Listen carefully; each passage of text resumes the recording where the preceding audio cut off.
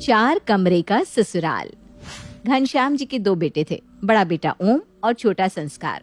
जब तक घनश्याम जी के बेटों की शादी नहीं हुई थी, तब तक तो उनके 2 बेडरूम वाले फ्लैट में आराम से उनका गुजारा हो रहा था। लेकिन धीरे धीरे समय बीता और एक एक करके घनश्याम जी के दोनों बेटों की शादी हो गई। शादी के बाद दोनों बेटों ने एक एक कमरा ले लिया था। घनश्याम जी और उनकी पत्नी सुंदरी के पास अब सोने के लिए कोई कमरा नहीं था। बहू बेटी की प्राइवेसी में दखल ना पड़े, इसलिए घनश्याम जी और उनकी पत्नी सुंदरी गर्मियों में तो आंगन में ही अपना बिस्तर लगा लेते, लेकिन सर्दियों की ठंडी रातों में आंगन में सो पाना उनके लिए संभव नहीं था। इसलिए बैठक के फर्श पर गद्दे बिछाकर वो वहीं पर सो जाया करते थे। एक दिन, पिताजी इतनी ठंडी हो रही है, आप और माँ जमीन पर बिस्तर लगाकर सो रहे हैं, मुझे ये बात बिल्कुल भी अच्छी नहीं लगती।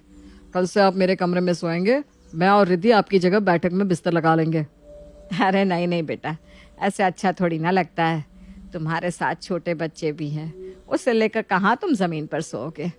हमें कोई दिक्कत नहीं बेटा, हम तो गांव और जमीन से जुड़े हुए लोग हैं, बल्कि हमें तो अच्छा लगता है जमीन में बिस्तर लगाकर सोना। रहने दो माँ, ये सब कहने सुनने की बात है। अरे हम लोग आराम से अपने अपने बिस्तरों पर सो रहे हैं, आप और बाबूजी जमीन में पड़े सिकुड़ रहे हैं। अब ये सब मुझसे और बर्दाश्त नहीं होता। बड़ा परिवार हो गया है, हमारे भी बच्चे हो गए। अब इस 2 कमरे के मकान में हमारे बड़े परिवार का गुजारा नहीं है। क्यों ना हम लोग इस मकान को बेचकर एक बड़ा मकान ले लें, जिसमें आपके और माँ के लिए भी एक कमरे की व्यवस्था हो। आखिर कब तक आप लोग ऐसे ही जमीन पर सोकर अपना समय बिताएंगे। बात तो तेरी ठीक है बेटा, हम 4 से 8 हो गए, लेकिन मकान वही का वही है। आखिर गुजारा हो भी तो भला कैसे। ठीक है बेटा, मैं कोशिश करता हूँ कि इस मकान को बेचकर कोई बड़ा मकान मिल जाए तो हमारी समस्या का समाधान हो जाए। घनश्याम जी सरकारी नौकरी से रिटायर हो चुके थे। रिटायरमेंट के समय मिला हुआ फंड का पैसा, बेटों की सेविंग्स और अपना 2 कमरे का मकान बेचने के बाद इतनी कीमत में उन्हें एक अच्छा 4 कमरे वाला घर मिल जाता है। 2 कमरे के मकान से 4 कमरे के मकान में शिफ्ट होने पर दोनों देवरानी जिठानी खुशी से फूली नहीं समा रही थी। सुनिए, इस घर में आने के बाद इतना खुलापन महसूस हो रहा है कि क्या बताऊं। अरे पहले उस छोटे से घर में हॉल में भी ना हर समय कोई ना कोई बैठा हुआ नजर आता था। अब तो सब अपने अपने कमरे में रहते हैं और हॉल बिल्कुल चमचमाता रहता है। चमकते साफ सुथरे हॉल को देखकर ना बड़ी तसल्ली मिलती है, सच्ची। तुम ठीक कह रही हो, बड़े घर में रहने का अलग ही सुख होता है। अरे जब नया मकान ले ही रहे थे तो क्या बिगड़ जाता अगर 4 की जगह 5 कमरे वाला मकान ले लेते तो। बाबूजी को सोचना चाहिए था ना, हमारे भी बच्चे बड़े होंगे, एक कमरे में गुजारा करना कोई आसान थोड़ी ना है। अरे छोड़ो भी ये सब बात है, अब जो है जितना है उसी में संतोष करो। मैं क्यों संतोष करूं? जो बड़े सपने देखता है पूरे उसी के ही होते हैं। मैं तो 2 कमरे लेकर ही रहूंगी। ये 4 कमरे का मकान है, सबके लिए एक एक कमरा रखने के बाद भी एक कमरा खाली बच रहा है। क्यों ना वो खाली कमरा मैं ही कब्जा कर लूं। चौथे कमरे पर कब्जा जमाने के ख्वाब देखने वाली रिद्धि कोई अकेली नहीं थी। उसकी देवरानी सिद्धि तो इस दौड़ में उससे भी 2 कदम आगे थी। चलो, नया मकान लेने से माँ बाबूजी के कमरे की समस्या तो हल होगी, लेकिन साथ ही साथ मुझे भी मौका मिल गया कि मैं 2-2 कमरों का सुख भोगूं। ऐसा करती हूँ, कल ही संस्कार जी के ऑफिस का सामान वहाँ सेट कर देती हूँ। हर दूसरे दिन वो वर्क फ्रॉम होम ले लेते हैं और फिर पूरा पूरा दिन कमरा बंद किए बैठे रहते हैं। अरे भाई, हमें भी तो अपने कमरे में 2 पल आराम करने की इच्छा होती है, लेकिन नहीं, घर में जगह ही कहाँ है जहाँ बैठकर वो अपने ऑफिस का काम बिना किसी डिस्टर्बेंस के निपटा सके। मन ही मन खुश होते हुए देर रात ही सिद्धि ने फटाफट पति संस्कार की टेबल, चेयर, लैपटॉप, उसकी जरूरी फाइलें और अपना कुछ सामान चौथे कमरे में ले जाकर रख दिया। अगली सुबह, मुन्ने, गुड्डू बेटा, यहाँ परेशान मत करो, देखो मैं काम कर रही हूँ ना। ऐसा करो, जो कमरा खाली पड़ा है ना उसमें जाकर खेलो। ठीक है मम्मी, मैं गुड्डू को लेकर वहीं खेलने चली जाती हूँ। थोड़ी देर बाद, मम्मी, चाची तो मुझे उस कमरे में खेलने से मना कर रही हैं। क्यों? चाची क्यों मना करेगी? चाची को तुम्हारे वहाँ खेलने से क्या प्रॉब्लम है? चाची बोल रही है कि वहाँ चाचा का जरूरी सामान रखा है, कुछ टूट जाएगा, इसलिए हम लोग अपने कमरे में जाकर खेले। अच्छा, ऐसा कौन सा जरूरी सामान रख दिया उस महारानी ने वहाँ पर? मैं भी तो देखूं जरा। बच्चों की बात सुनकर जिठानी रिद्धि दौड़ते हुए खाली पड़े कमरे में आती है। सामने देवरानी का सामान कमरे में रखा देख उसका पारा 7वें आसमान पर पहुंच जाता है। बड़ी तेज निकली ये सिद्धि तो। अरे मैं तो सोचती रह गई और इसने सामान शिफ्ट भी कर लिया। सिद्धि, इधर तो आना जरा। मैं पूछती हूँ किससे पूछकर इस कमरे में तुमने अपना सामान रखा है? ये कमरा तुम्हारा कब से हो गया? क्या हो गया भाभी, क्यों शोर मचा रही हो? मैं शोर मचा रही हूँ? अरे शोर तो अब मचेगा। सबको उनके हिस्से का एक ही कमरा मिल चुका है, तुम्हें भी एक कमरा मिला है ना। अब इस खाली पड़े कमरे में किससे पूछकर तुमने अपना सामान सेट कर लिया? अरे इसमें पूछने जैसी क्या बात है? कमरा खाली पड़ा हुआ था और मुझे कमरे की जरूरत थी तो मैंने अपना सामान रख लिया। आपको तो पता ही है ना भाभी, इनको वर्क फ्रॉम होम करना होता है और एक अलग कमरे की जरूरत पड़ती है। हमें एक कमरे में एडजस्ट करने में बड़ी दिक्कत होती है। ये पूरा पूरा दिन कमरा बंद करके ऑफिस का काम करते रहते हैं, इसलिए मैंने उनके ऑफिस का सारा सामान इस कमरे में जमा दिया। अब ना आराम से यहाँ बिना किसी डिस्टर्बेंस के अपना ऑफिस का काम निपटा सकते हैं। तुम कोई अकेली नहीं हो जिससे घर में एक और कमरे की जरूरत है। इस कमरे पर अपना कब्जा जमाने से पहले एक बार तुम्हें मुझसे पूछना तो चाहिए था। लेकिन तुम तो बहुत समझदार हो। पिछले 10 साल से इस घर की सबकी सेवा में मैंने खुद को घिस डाला और आज तक कर ही रही हूँ। और आज जब 2 कमरों का सुख उठाने का मौका आया तो तुम कूद कर आगे आकर खड़ी होगी। अरे जुम्मा 2 साल हुए हैं तुम्हारी शादी को और अभी तक कोई बच्चा भी नहीं है, तब भी तुम्हारा एक कमरे में गुजारा नहीं हो पा रहा। और हम 2 बच्चों के साथ पिछले 10 साल से एक कमरे में गुजारा कर रहे हैं। किस तरह 10 साल हमने एक कमरे में इस आस में गुजार लिए कि आज नहीं तो कल हमारे भी दिन सुधरेंगे। अब इतने साल बाद जाकर घर में एक कमरा खाली हुआ है तो उस पर भी तुमने कब्जा जमा लिया। अरे थोड़ा तो सोचना चाहिए था। शर्म नहीं आई जेठानी के होते हुए इस कमरे पर अपना हक जताते हुए? अरे भाभी, ये कौन सी बात हुई कि आप 10 साल से एक कमरे में गुजारा कर रही हो तो यहाँ पर आपको 2 कमरे मिल जाएंगे? पुराने वाले घर में जब कमरे ही नहीं थे तो गुजारा करना तो आपकी मजबूरी थी ना। लेकिन अब एक कमरा एक्स्ट्रा है तो मैं क्यों नहीं रह सकती उस कमरे में? और बार बार ये ताना मारना बंद करिए। हाँ, जब आपकी शादी पहले हुई है तो आप ही सबको बनाकर खिलाएंगी ना। मैं तो आती नहीं अपने मायके से सबको रोटी बनाकर खिलाने के लिए।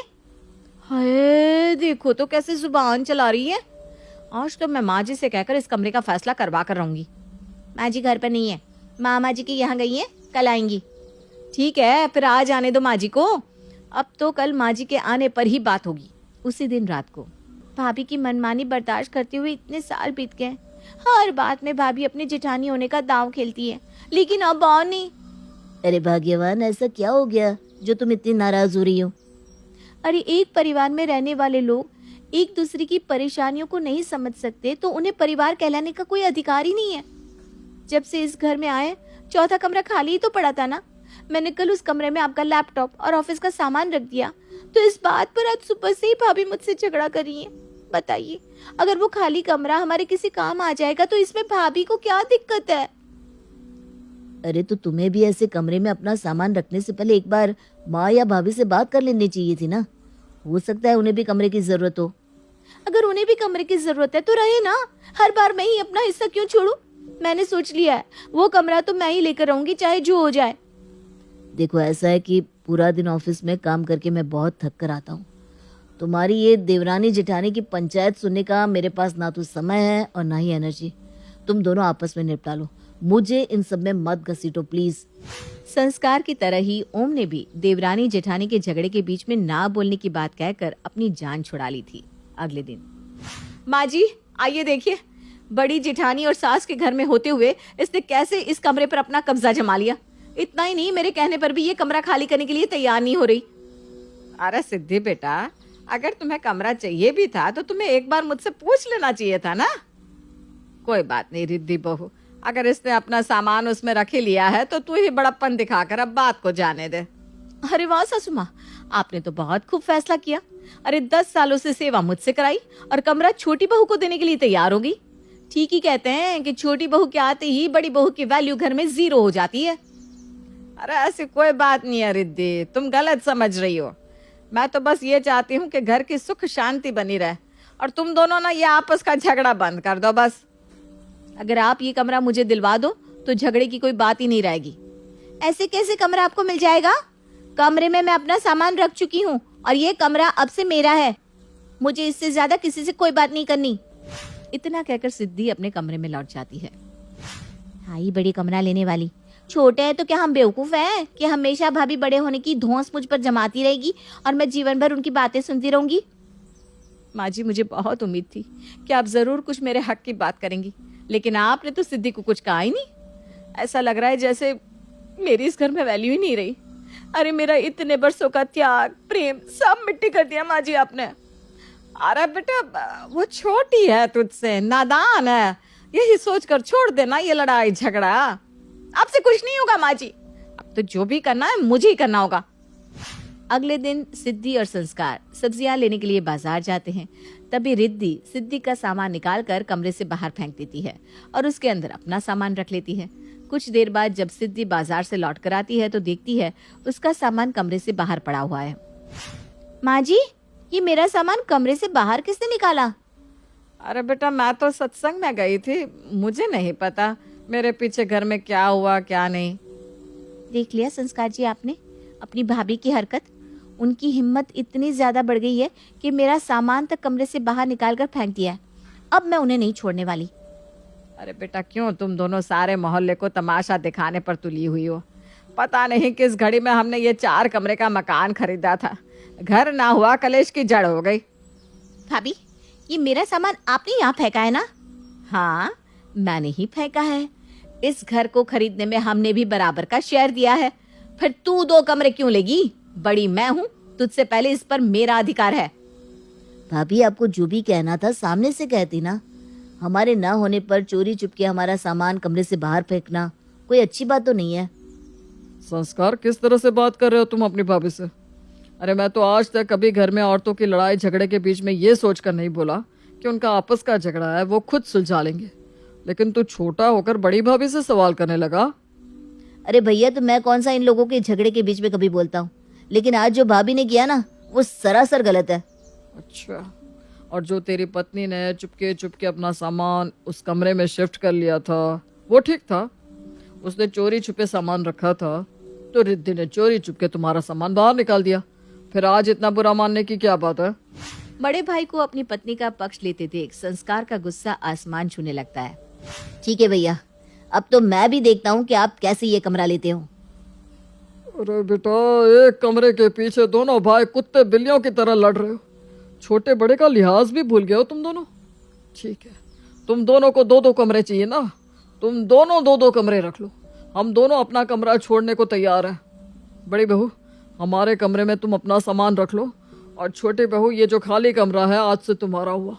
अब तो खुश हो दोनों, कम से कम अब तो ये लड़ाई झगड़ा बंद कर दो। अरे कॉलोनी में निकलने में भी शर्म आती है। 4 लोग सुनते होंगे तो क्या कहते होंगे कि घनश्याम जी के दोनों बेटे एक कमरे के लिए रोज घर में महाभारत करते हैं। पिता की बात सुनकर दोनों बेटे शांत हो गए। मैं आपका कमरा क्यों लूंगी भला? मुझे तो यही वाला कमरा चाहिए। बड़ी बहू, अब मुझे बिल्कुल भी शोर शराबा नहीं चाहिए। मैंने एक बार कह दिया तो मतलब कह दिया। चुपचाप अपना सामान मेरे कमरे में रखो, नहीं तो अब मैं घर छोड़कर चली जाऊंगी। सास की बात सुनकर बड़ी बहू रिद्धि अपना सामान सास के कमरे में रख लेती है। फिलहाल तो लड़ाई झगड़ा थम गया था। दोनों बहुओं के पास 2-2 कमरे आ गए थे और बेचारे सास ससुर फिर से हॉल के फर्श पर सोने को मजबूर हो गए थे। कुछ दिन तो सब ठीक ठाक चलता रहता है। फिर एक दिन बड़े बेटे ओम के सास ससुर सुबह सुबह अचानक ही उनके घर आ जाते हैं। अरे बहन जी, आप यहाँ फर्श पर क्यों सो रही हैं? अब तो आपके घर में 4-4 कमरे हैं, फिर फर्श पर सोने की क्या जरूरत आन पड़ी?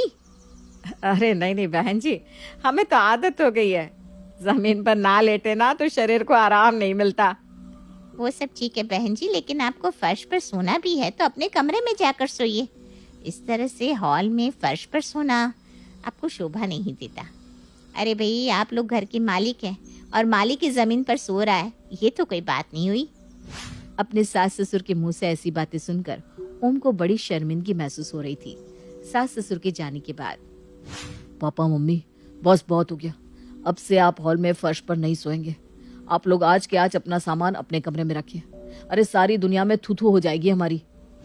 बेटी के कहने पर घनश्याम और सुंदरी फिर से वापस अपने कमरे में चले जाते हैं। देखिए, ये कमरे की समस्या ऐसे हल होने वाली नहीं है। आज तो बड़े ने हमें अपने कमरे में वापस भेज दिया है, लेकिन आज नहीं तो कल फिर इन दोनों में झगड़ा होगा ही होगा। क्या करूं, मुझे तो कुछ समझ में नहीं आ रहा। अगर तुम्हारे पास कोई उपाय है तो बताओ। हाँ, एक उपाय तो है। मैं ये चाहती हूँ कि इस कमरे को हम किराए पर उठा देते हैं। अरे कैसी बात करती हो, एक मुसीबत से बचने के लिए दूसरी मुसीबत घर बुला रही हो। अरे नहीं, आप मेरी बात तो सुनिए। आजकल एक कमरे में पीजी रखने का चलन है। एक पेइंग गेस्ट रख लेते हैं, 10,000 किराया भी मिल जाएगा और इस कमरे को दोनों बहू को देने की समस्या भी खत्म हो जाएगी। एक बार तुम बहू से बात करके तो देखो। देखो रिद्धि सिद्धि, मैंने बहुत सोचने के बाद कमरे की समस्या का एक हल निकाला है। इस कमरे को हम पीजी पर दे देते हैं, जिससे हमें हर महीने 10,000 मिलेंगे। तुम दोनों चाहो तो आधा आधा किराया अपने पास रख सकती हो। वैसे माँ जी आइडिया बुरा नहीं है, मुझे मंजूर है। हाँ ठीक है, मुझे भी मंजूरी है, लेकिन एक समस्या और है। दोनों वक्त का खाना भी उसे देना पड़ेगा, तो कौन उसके लिए दोनों समय खाना बनाएगा? इसमें इतना सोचने वाली क्या बात है माँ जी? एक समय खाना मैं बना दिया करूंगी और एक वक्त का खाना सिद्धि बना देगी। क्यों सिद्धि? हाँ हाँ मुझे मंजूर है। दोनों बहू के राजी होने के बाद देखो तो कैसे कल तक कुत्ते बिल्लियों की तरह उस कमरे के लिए लड़ाई कर रही थी, लेकिन जैसे ही पैसा मिलने की बात आई, दोनों की दोनों कैसे भीगी बिल्ली बन गई। ठीक ही कहा है किसी ने, बाप बड़ा ना भैया, सबसे बड़ा रुपया।